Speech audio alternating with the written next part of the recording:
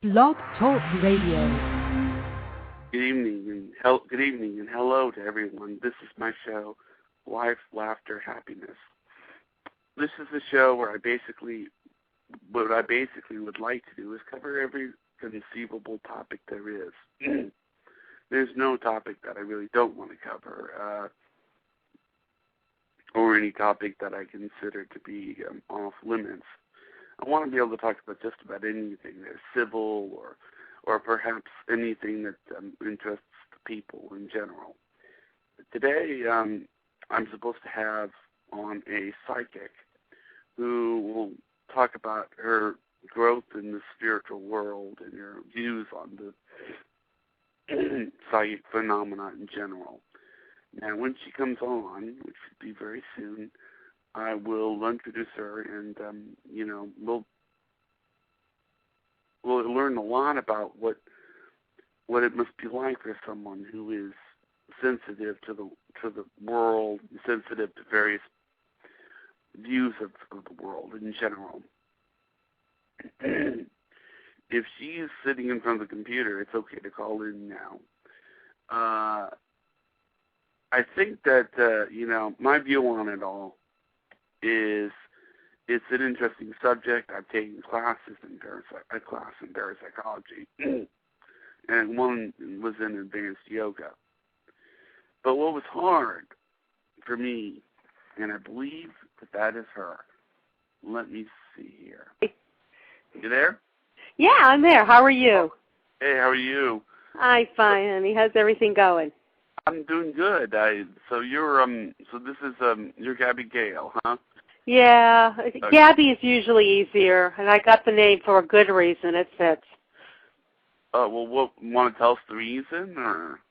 Really, many years ago, if you remember, there was a psychic line that was on TV. They did an infomercial, and it was called Psychic Friends.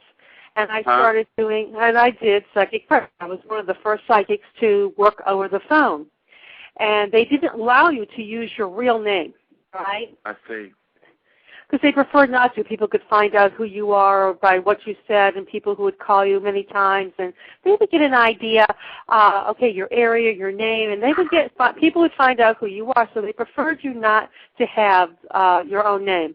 So I took my name, Gail Gaber, put it together, came out with Gabrielle, and it got shortened to Gabby, and being talkative, it fit. So Gabby stuck, and it's been my nickname for years.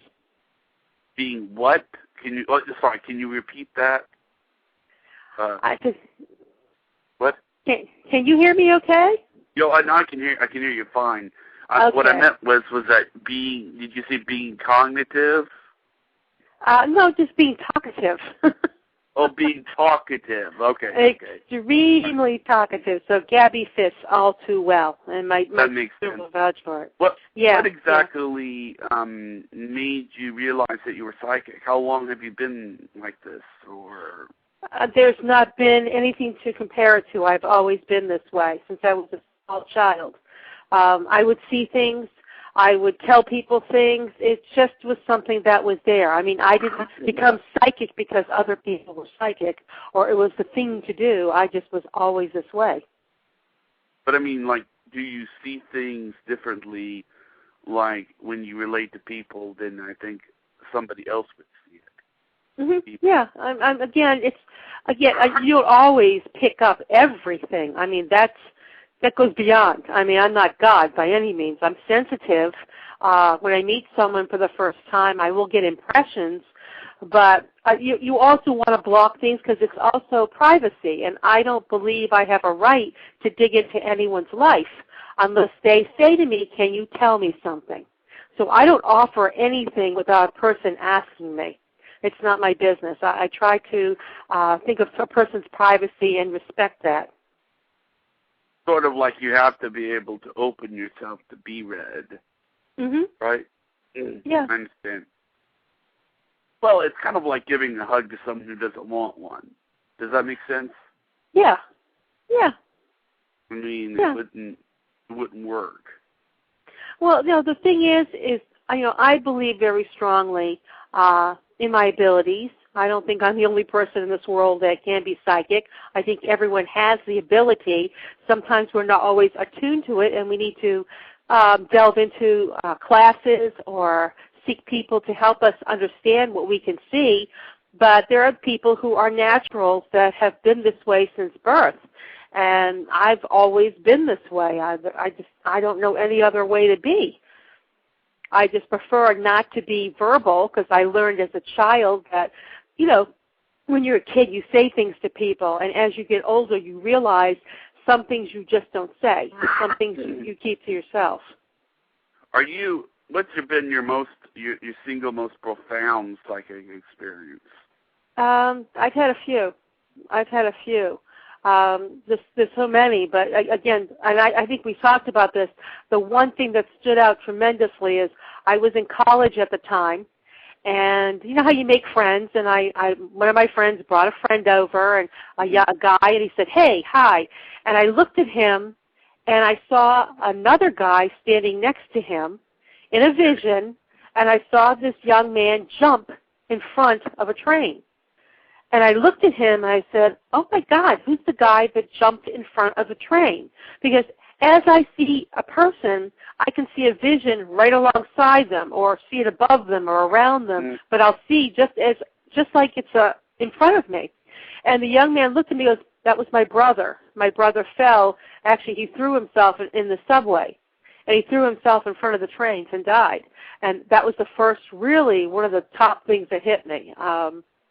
When I was younger, I saw a friend die in a car accident, and it was not in my control to stop it. I mean, I saw it, but I couldn't do anything to stop it, no matter what. It happens beyond my control. Did you feel anything before 9/11, or was it a shock to you?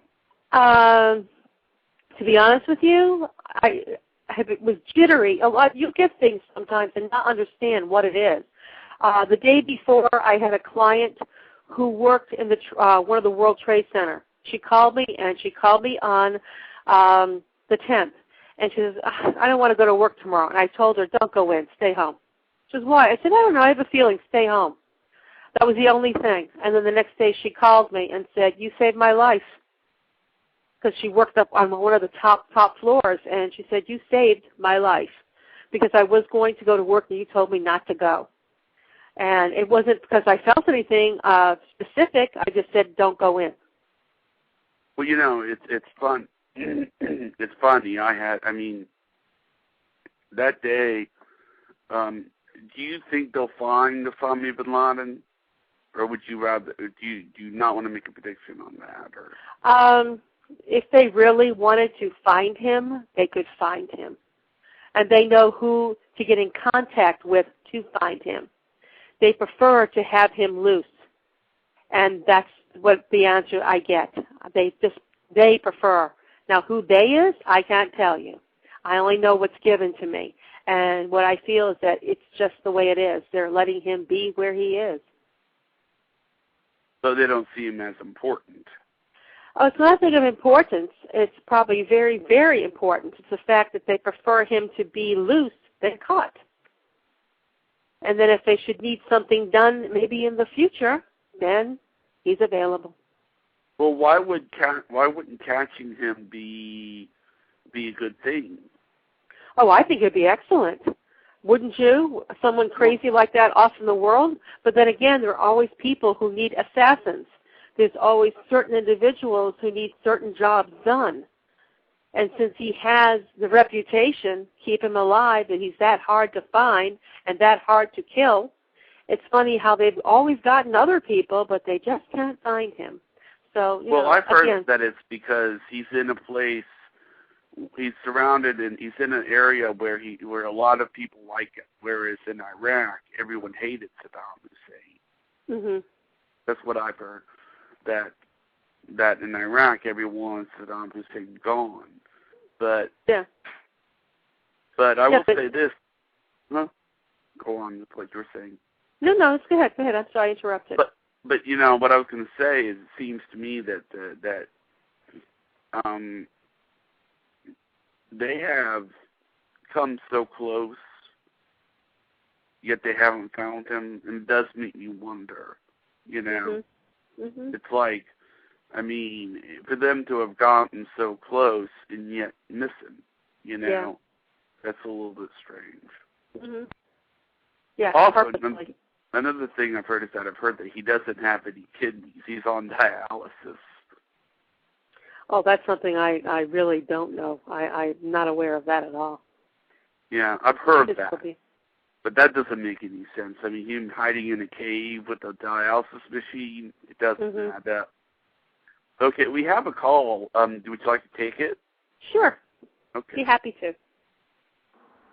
Hello, you're on the air. Hi, this is DT. How are you, Johnny? I'm doing good. I'm doing good. Awesome. Okay, I just hopped on. I'm sorry I haven't heard the first few minutes of the show, but I understand you have a psychic on tonight? Yes, we do. We have a psychic. This is Gabby meet DT. DT meet Gabby. Hi, how are you? Hi, Annie. How are you? Nice to meet you. Same here. Well, that's exciting. I was a guest on his show, and I had a really great time. I hope you do too.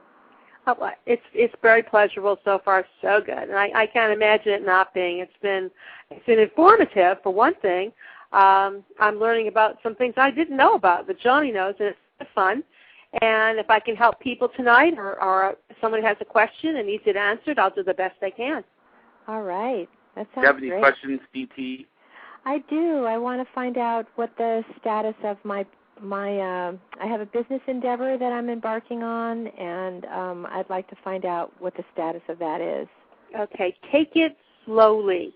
I know you want to get things going. I know you have things planned to some degree, but don't rush things and think out very carefully who you approach. There have been people that you've had in businesses before or you've worked before, and I'm just saying be very cautious. The feeling is just that you have to be careful. You've got a good idea, you've got some great plans, but just execute them very slowly. Don't rush into it. Okay. Okay. Will there be a point in time where I will know that it's going in the right direction, that my venture is going to be successful? I think you already know, honey. I think you've had this feeling from the very beginning. Johnny and I were talking before about people being psychic, and everybody has abilities. It's just sometimes, they don't come a certain way or unaware of it. I think you have a real fine-tuned sense of being where you don't really venture into something unless you have an inkling that you feel good about it. All right? And you're that kind of person. It got garbled at the end. I'm going to do what? What was your last sentence? I was just saying, I said you're the kind of person who, you think very carefully, which is good, but you're also, you got a sensitivity about you. You know when you like something, and you know you can do well at it because of that fact you like it. And I just don't think you're getting, we all make our mistakes, granted, but you're very cautious, and I'm just telling you, stay with that caution. Take it slowly, and you will know. You know already what you need to do, but you're going to turn into the year, and you're going to feel the progressions of things getting really strong in the springtime. So we're talking around the end of February, March, April, in that time period, and you're going to see that you are starting to go better, getting better, and there's more to add on and things to do, and you're going to see yourself, really progressing, and that's going to be good. Awesome. Yeah. Well, in the meanwhile, while I'm trying to get this project, to gain some legs, I hate being in a starving artist category. So, will there be things that come along my path that will help fuel the fire, so to speak, so I can put a little change in my pocket while I'm trying to make the bigger project go? I think it all comes from within you. Things don't always come that readily. Like I'll have clients that always tell me, when am I going to meet a man? When is it going to happen? And I'll say to them, if you don't walk out of your house, they're not going to fall through your ceiling. So it's you going out and you venturing and you making things happen. So not only with this business, but doing other things as well to be able to supplement what you need. It's you really pushing yourself. You're the best product to have. And it's you getting yourself out there to let people know what you're doing and how you can sell the different things that you need to sell. Mhm. It's like the old saying is, if you don't do it yourself, someone else is going to do it for you. And I get a distinct feeling that you're not a person who's on her tush. You go out there, you go out and do what you need to do. You're not lazy. There's not a lazy bone. When is your birthday, CT? June 29. Yeah, I mean, and for you, it'd be great to be able to do a business that you stem from within. All right, like something home-based is always good, or something that you can have within yourself that you're your own boss. You feel very comfortable with that, and with that, that'll create a lot of artistry. You're a very, very creative woman, and you still have many more ideas you want to add to what you have. So you start something, and it's going to branch out, and you'll see it within 3-month increments. Now, there might be a little bit of, I don't want to say difficulties, but some challenges in the next 5-6 weeks. There'll be about 3-4 weeks of just some things that you need to pull together. Don't be in despair. Give yourself that time to do what you need to do. In other words, when you find it slow, just plan. And then you're going to find yourself sailing after that. So the end of November, you'll start seeing some of your progress starting to happen, and that's going to be good. It's going to show you some things. But the springtime is going to be very good for you. That's good. That's good. I had a little side issue that's related to the bigger project. Someone attacked my website, and I wonder if you see anything as to whether I can get the website restored intact, or if I have to totally start from scratch again. I think you might have to start from scratch. It's got to be wiped clean. I mean, it's like being tainted. So no matter if you get it together again, it's still not going to feel right. So you might want to start from scratch only because you can make it better. Plus the energy would be better if you start from scratch. I know that but I think it'll be better as well. I mean, you have a lot of people around you that definitely want to help you, DT. Thank you, especially you, and I so appreciate your being behind me and in my court and just cheering me on. With you and a lot of my other faithful customers, it really makes me feel great.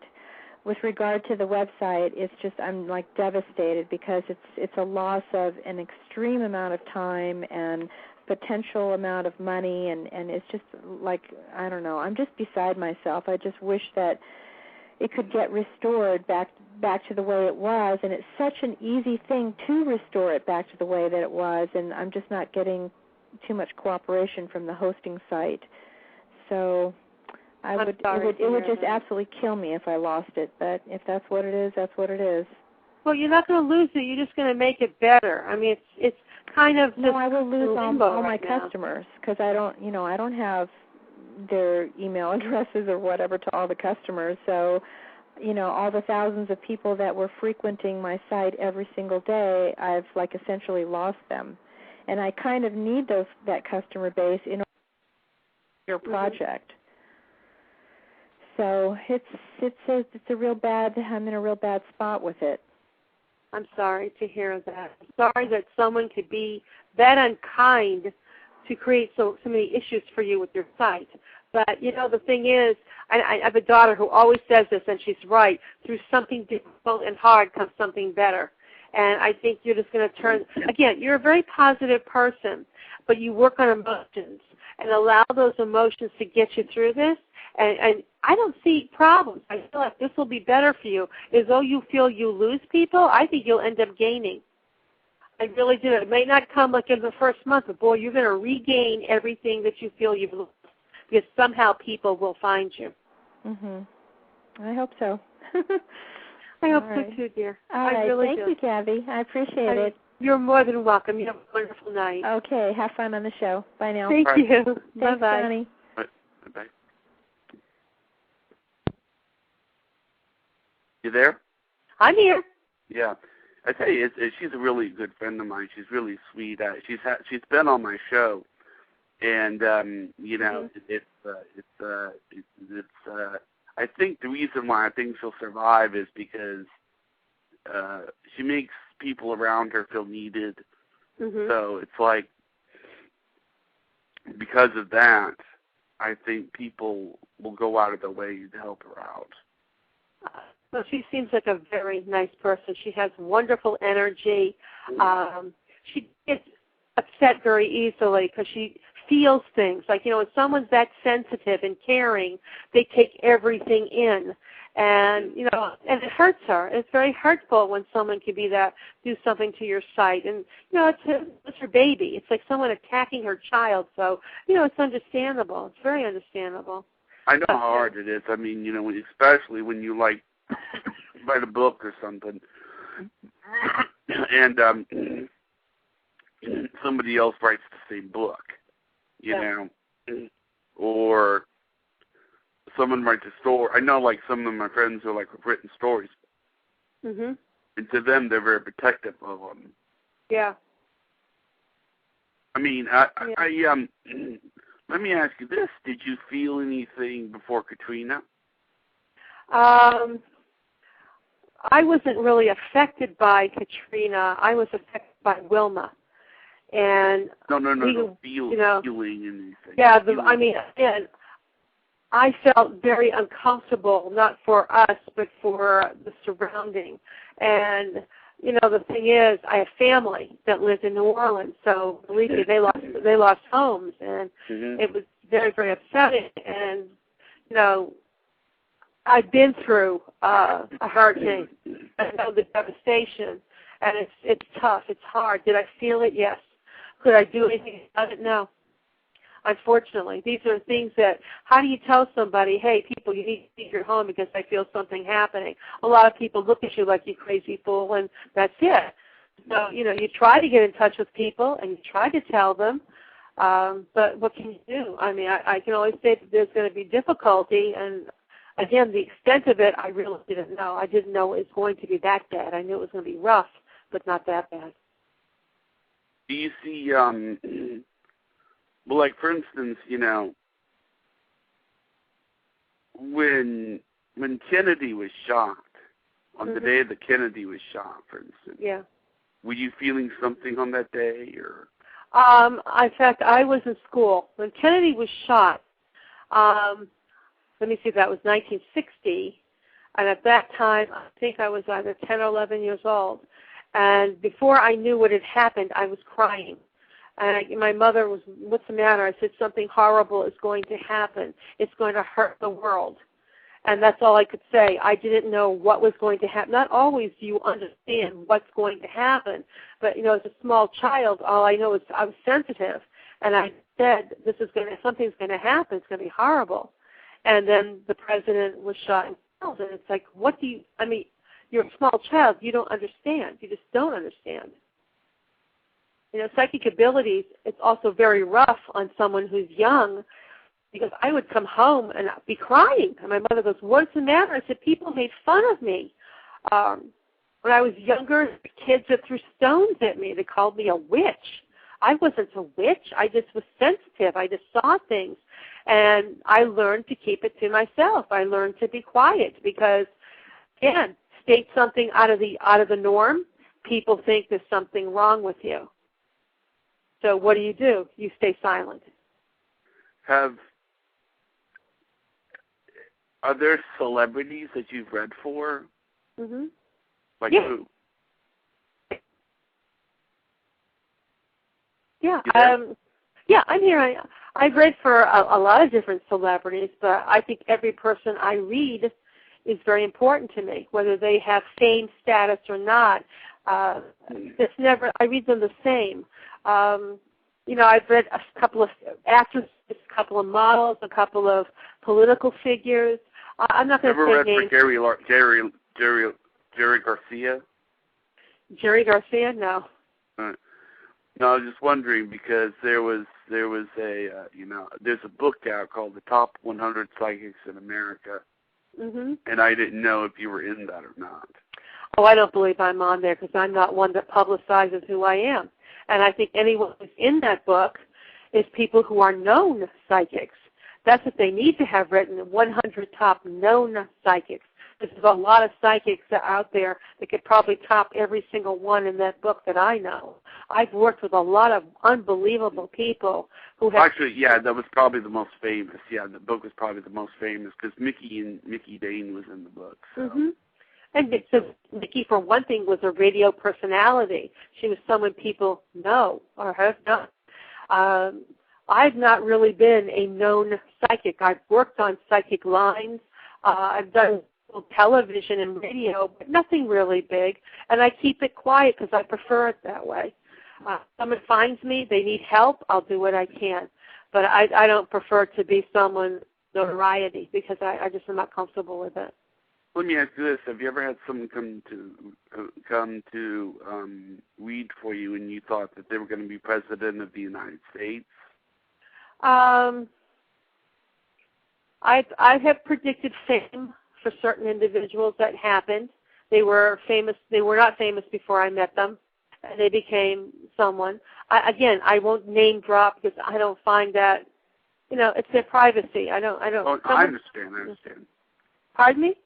I understand. I mean, I'm just saying that have you, because like I've heard that like Chuck Norris, was told that he was going to do films, and that was before he even thought he was going to be an actor.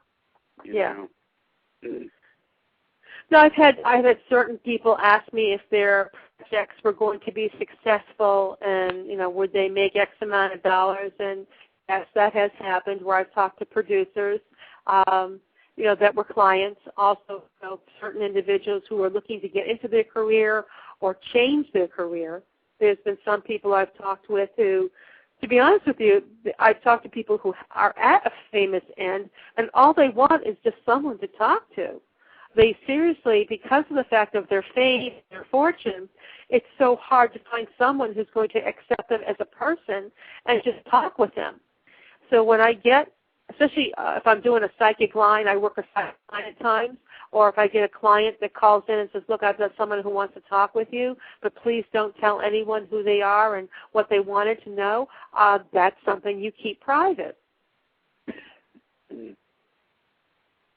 As I said, privacy is important. Like, have you ever read for people very, very rich? Oh, yeah.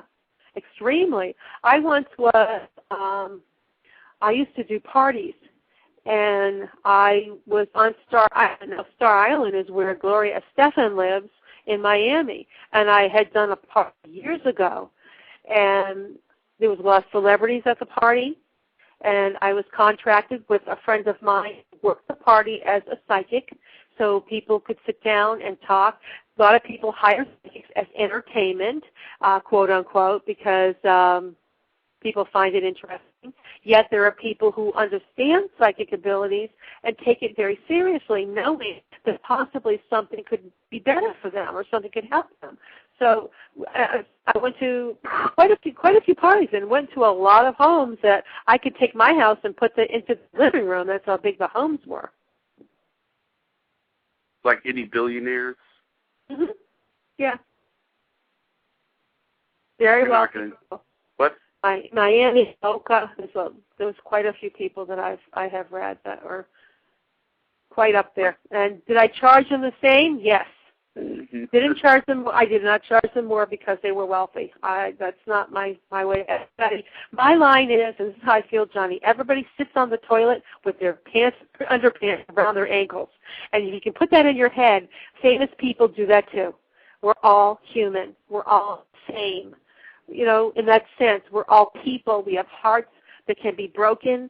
We have money that can be stolen. We have lives that can be hurt. There's a lot of different things that everyone feels, and I just don't do one. There are many times when people don't have a lot of money, and for me, it's like, okay, what you can afford, if it's a little bit of money, or because someone once told me, a very, very strong psychic many, many years ago, and I can't remember her full name, and she lives in Miami, and I can't give her name. Her first name was Iris. Someone else will call up and they'll know the last name if they know her. And she once said to me, you have to charge so people appreciate what you're telling them. Because if they pay for it, then they know they're going to appreciate it.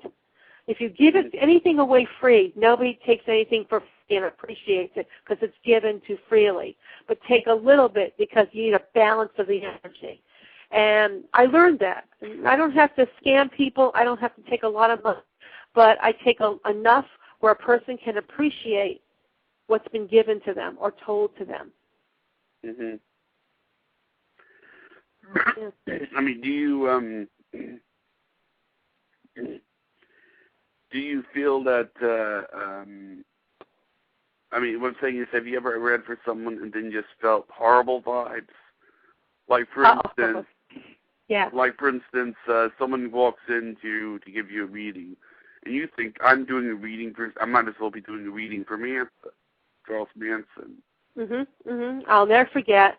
I was working something called a psychic fair on weekends. I was married at the time, and I used to work on weekends. I would work Saturdays and Sundays all day long. And my husband would stay home with the children, and I would go and work from 10 o'clock in the morning till like 5 in the evening. And then I would come home, and there would be a gentleman who would hire a room, like a banquet room in a hotel. He would put signs out and advertise for psychic fair, and people would come to get read. And we all would wait at our tables and, sit and wait for someone to come, and then I had this one woman come. She had a huge floppy hat on her head, and she sat down at my table, and when she lifted her head, I stopped breathing. I just stopped, stared at her. I said, "Please excuse me." I got up and went over to the owner of the psychic fair and said, "I cannot read this woman." And he goes, "Why?" I said, "I can't. The energy is far too negative. I cannot read her. Please, I don't wish to offend her. I cannot read her. And I don't want to waste her money or her time." So he came over to her. I went into the bathroom. He said to her, "Our reader is ill. If you don't mind, I'll put you with someone else right now." So not to offend her, I stayed in the bathroom for a good 10, 15 minutes until she was gone, and then I came back. Well, when you say negative energy, do you mean this woman was a criminal? No. It's just there's some people who are out and out nasty human beings. There's just a negative energy that spite people. They hate people. They're hurtful. And this woman was her energy was so horrible, I couldn't read her. I just could not find myself talking to her, let alone sitting next to her. So I excused myself politely as best as I could, and I told her, I said, "I can't read her. You've got to give her to somebody else. Just tell her anything." And I left, and he said, "Go to the bathroom. I'll tell her you're sick." And that's what happened. He told her I wasn't feeling well. And she says, "Well, did you go in the bathroom and vomit, or?" No, I just walked away because her energy was that bad. Could not read her. Plus, she looked like a skeleton. I mean, the way her nastiness came through, she looked evil to me. And I couldn't even look at her, let alone read her. It was just I had to walk away. Have you ever given, well, let me ask you this. Obviously, the opposite has happened. Pardon me? Has the opposite happened? In what sense? You mean read someone and they were really happy and positive? Yes. If I see something and they're negative, it's negative. They don't redeem themselves because the energy is that impure. When I've got someone sit next to me, I can see the aura, and their auras are... What I'm saying is, have you ever seen somebody that's so positive that you're overwhelmed by it? No, I've never been overwhelmed by the positive. It's enlightening. It makes you feel good. You do an excellent reading because of how positive that person is. I had a wonderful lady the other night, so positive. And we were talking on the phone, and she was telling me her 14-year-old daughter is in a coma, yet positive in her belief in God, and all she needed was some kind of direction. But positive. I mean, it was a pleasure to read her. I was honored. I was really honored to read her because that woman was such a nice human being, such a good person. And if anything I could say to make her feel better, I certainly was going to find something to make it good for her because she is going through an absolute hell How can a mother to watch a child in limbo? It's pitiful. It's sad, but yet she was so. But an unbelievable person, so sad. Many years ago, Johnny, I started, as I told you, I used to work on Psychic Friends Network, and my very first reading was a Friday night, and this lady had called me, and this woman was in tears, crying, heaving, crying, and I told her, I said, just kind of relax, okay, tell me what happened. She says, I just got home from work. My children, thank God, are over at a friend's house. She has 5 kids. The husband had left her and took everything out of the house, wiped the house clean, wiped their bank accounts out, and left her with nothing on a Friday afternoon. So when she got home after work, there was nothing. He had wiped out the house except for, the kids' beds and her bed. He basically took everything out of the house and wiped out their bank accounts. I will never forget that reading because that poor dear woman had nothing. And I told her on Monday morning to call HRS and to get in touch with the government. They will certainly help her. I told her to get in touch with her family right now and just, tell them what happened. You cannot handle this by yourself. I will never forget. That's one reading. Your very first reading over the phone, you just don't forget. Mm-hmm. And when it's something like that, you don't forget it. It's. I imagine. Have you ever given a reading and cried? Yes, many times. I'm such a wuss. I am a wuss. I've had a lady what made you cry? Well, people tell me I had a lady whose child died, 4 years old, and she wanted to know if I could channel the energy to see if her child was okay. I was in tears. A 4-year-old child died of cancer. I was blubbering fool because it's a child. Anyone calls me about a child with difficulties or is ill or passes away, because children to me are the world. I have 2 of my own, but I think every child in this world we all take responsibility for, because if a child's hurt, we all have a responsibility to make that child happy. I just feel that way. To me, children are the world. I love kids. I'm sorry I only had 2. I would have loved to have a dozen. But, that's just the way it is. I didn't. But anything about children, I love to hear the good things. And when I hear the terrible things, I want to make it better for that person that's on the other phone or in front of me, anybody, and tell them, hey, it's going to be all right. We'll find a way to make it better. We'll find something that's going to make your life better. I see. Mm-hmm. I mean, like when you have you ever done a reading for a kid? Pardon me? Have you ever done a reading for a child? Only when the parent is there. I don't read children. I feel it's illegal. A child, they have to be 18 years or older. I just don't feel that. I think a person can be very harmful if they don't know how to speak with an individual. I have a background. I have a master's degree in psychology. Still doesn't make me brilliant. It doesn't make me to know the right things to say. You kind of hope you do. Well, let me ask you this. Have you ever read for a child and then, after you talk to the child, you think, okay, this kid's got psychic ability. A lot more than I've ever, so it's like powerful. Mm-hmm. Have you ever seen that? Yeah. Yes, I have quite a few times. Children with amazing abilities. And sometimes if I'm not even reading a child, I do a lot of work with children. My profession is being a counselor, but I volunteer and I do a lot of things with children. Anything with children, I'm out there, I'll go do. Whether they be physically ill or mentally ill or just need or abuse, I'm there. I want to be with children. If I can make their lives better, that just makes my life better. And I'm with children all the time. I was working for about a year or so at a children's amusement park. First one ever in the United States. It's like a little city, and each person or each place has where children can play out their fantasies. They go to this place. It's called Wanadu City, and it's open in Sunrise, Florida. It's a great place for anyone to take their kids. It's an interactive small town. There's a fire engine. There's a fire department. There's a TV studio, a movie studio. They have a circus. Children can be in a cookery and learn to cook. They can be in the theater. They can be a police officer. They get to, and it's all miniature stuff for kids. And I was with kids on a constant basis for over a year or so, like about 14 months. And I saw children every day. I'm telling you, left and right. And believe me, yeah, I met a lot of kids, and I saw a lot of special. I had one woman, I said, your little boy is special. He's going to make a difference in the world. And I just, again, these are just children. I wasn't doing a reading. I just saw this very special boy, and he's going to be very special one day. It's the funny thing about kids is that kids are very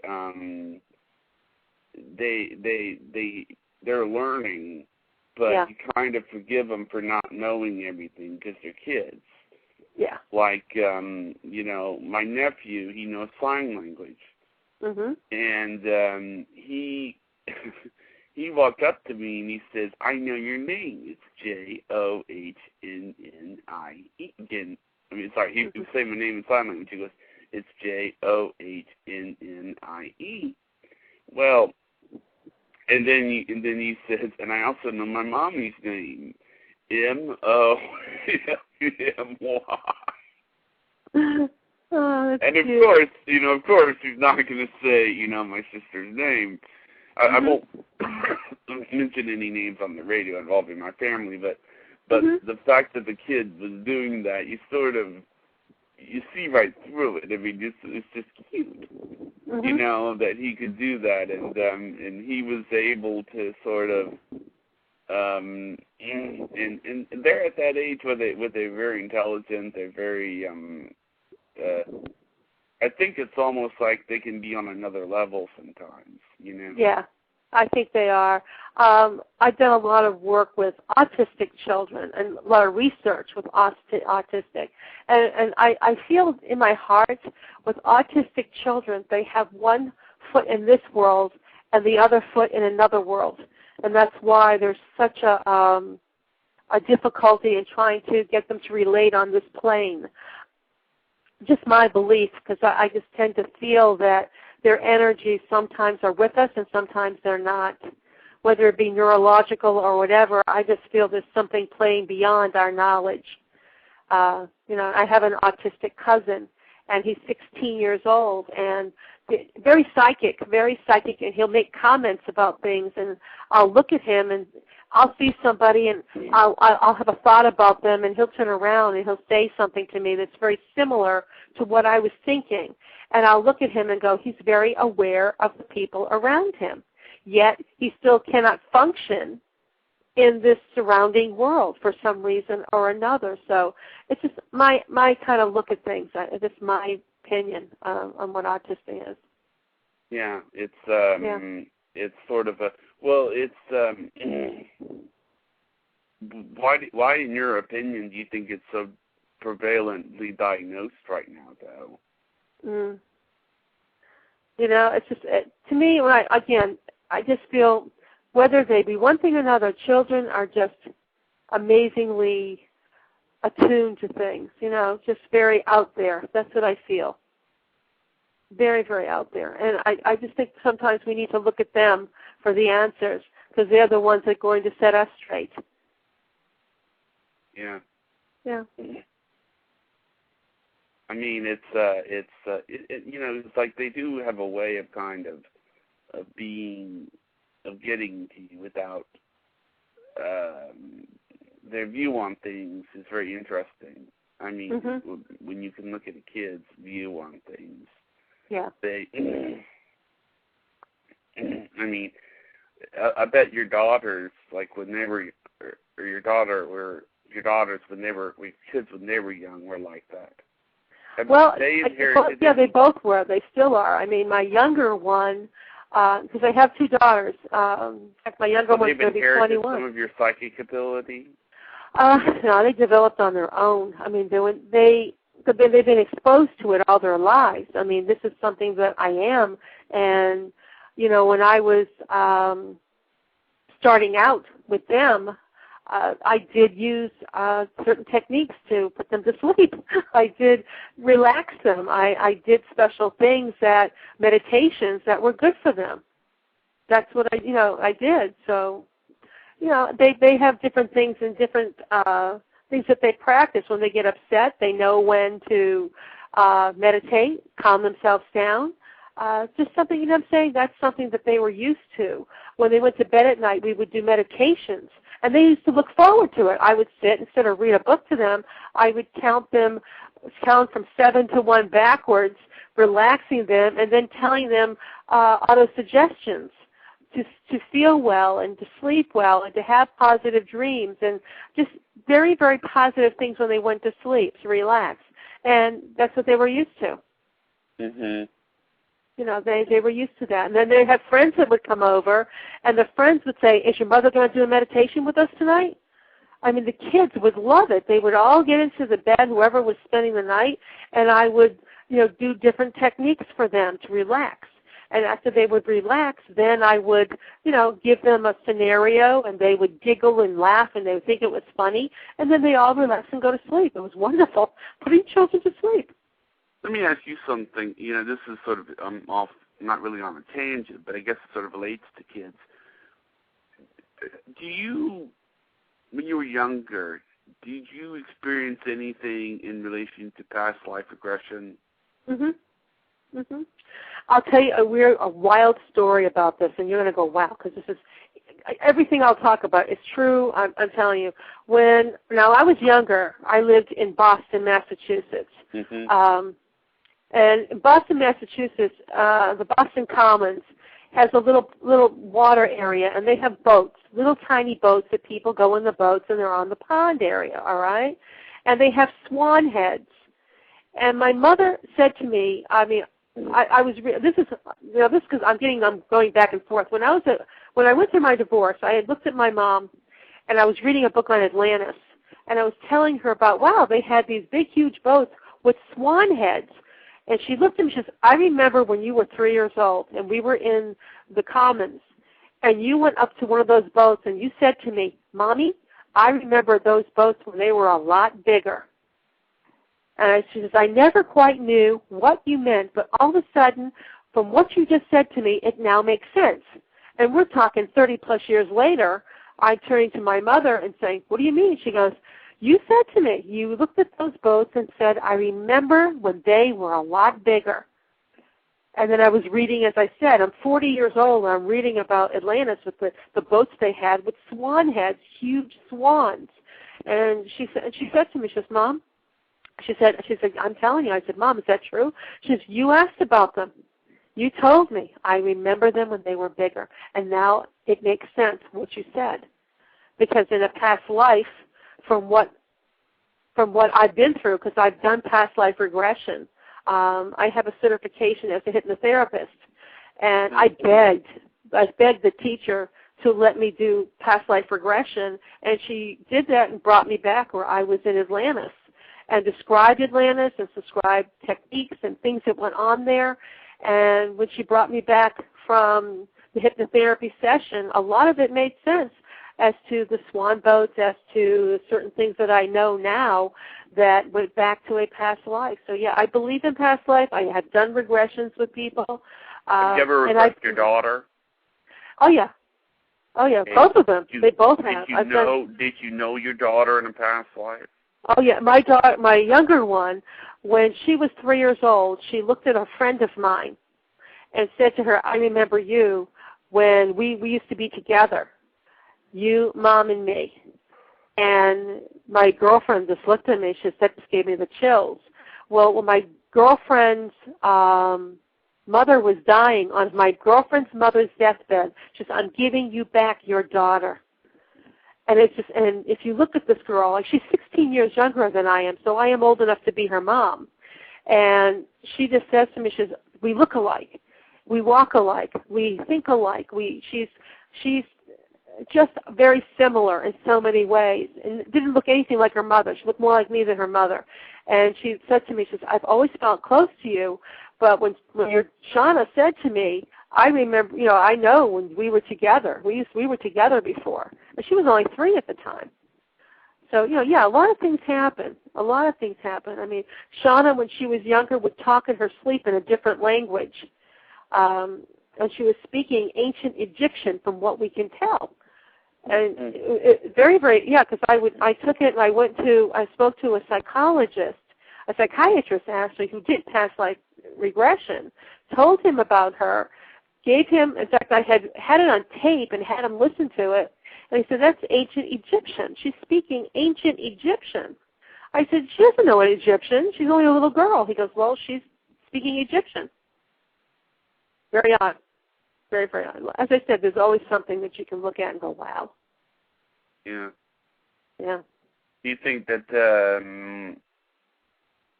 do you feel any psychic connections with animals?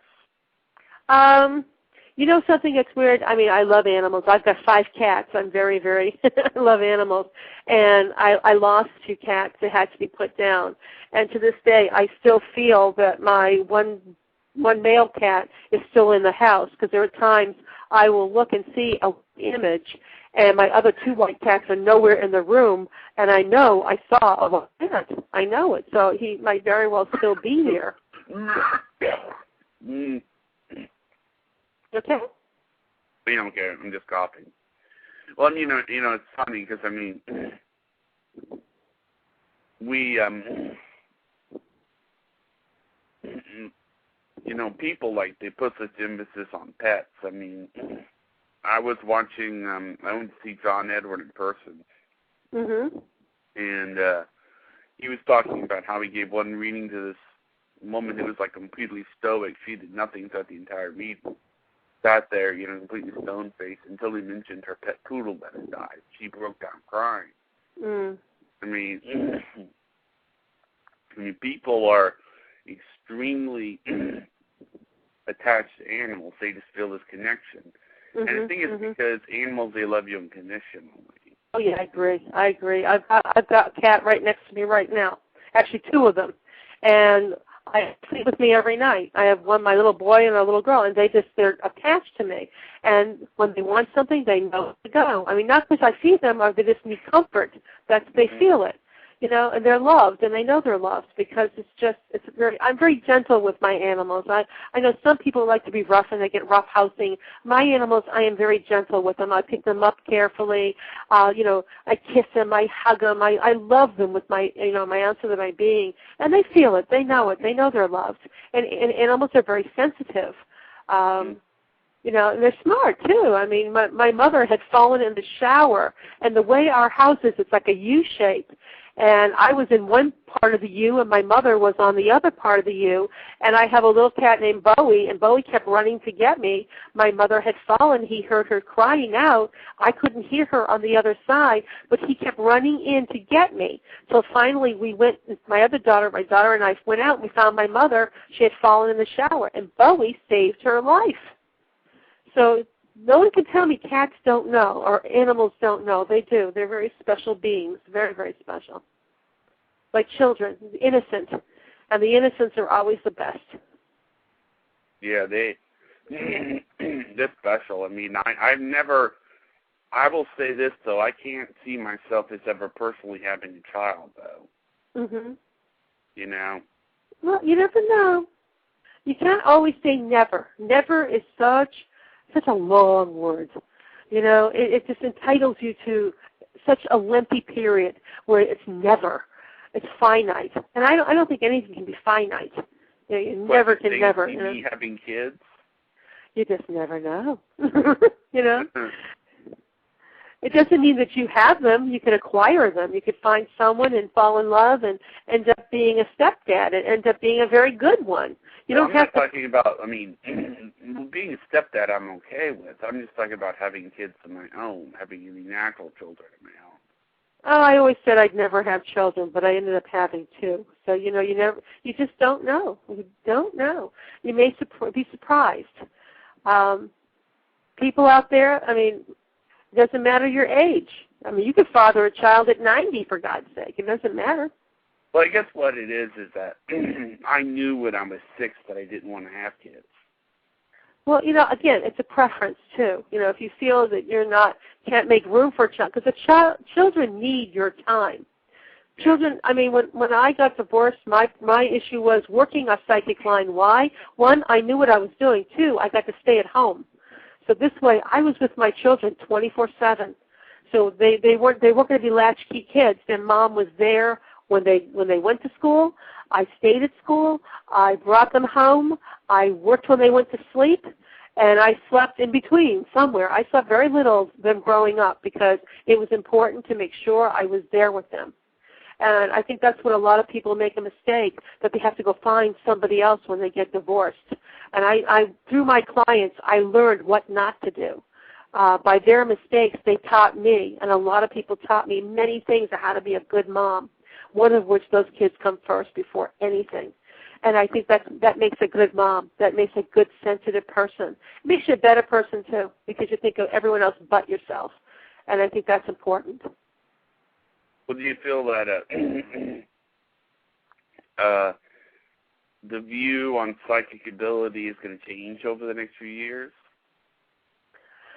That's a hard question. You know, that's a hard question. I mean, psychic abilities have always been there.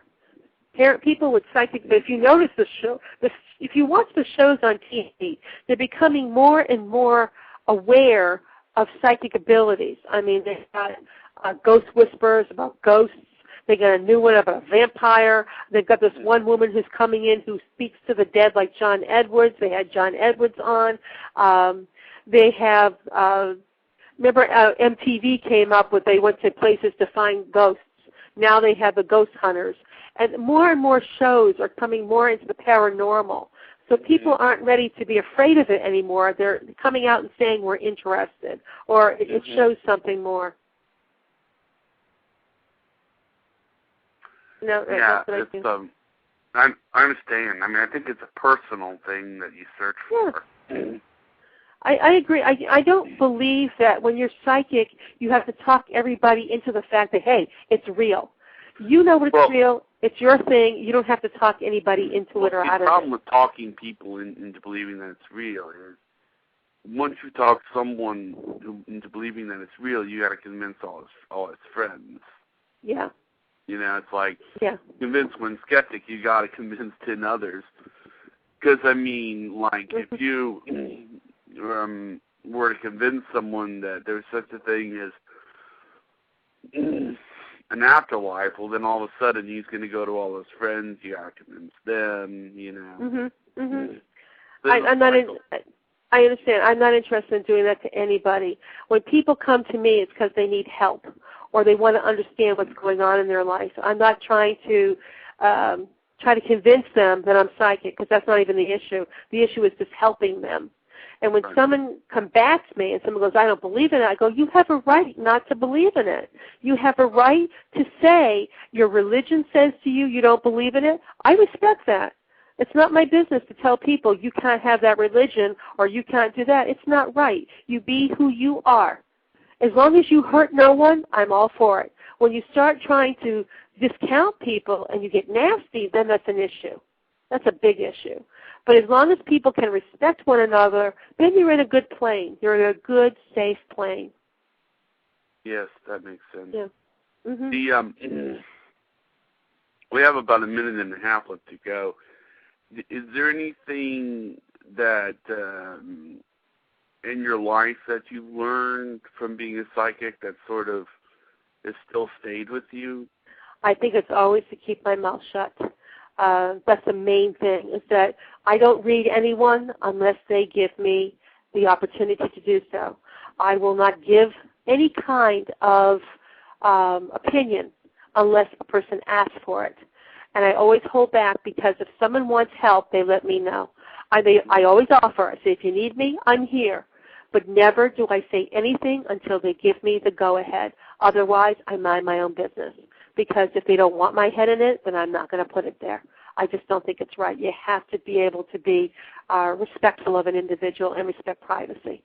And that's what I've learned. You have to lower the barriers. I mean, I understand that.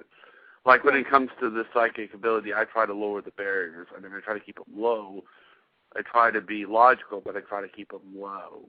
Mhm. You know? Mhm. Yeah. Does that make sense? Yeah. Oh yeah. Well, it's been, what were you going to say? No, I said, oh yeah, that's true. I was just agreeing with you. Well, it's been a lot of fun having you on my show. I thank you. I thank you very much, Johnny. It was a pleasure. My pleasure. Okay. I hope we can do this again soon. Oh, well, my pleasure. Thank you. And thank you again for having me. All right. Okay. Bye-bye now. Bye. Good night.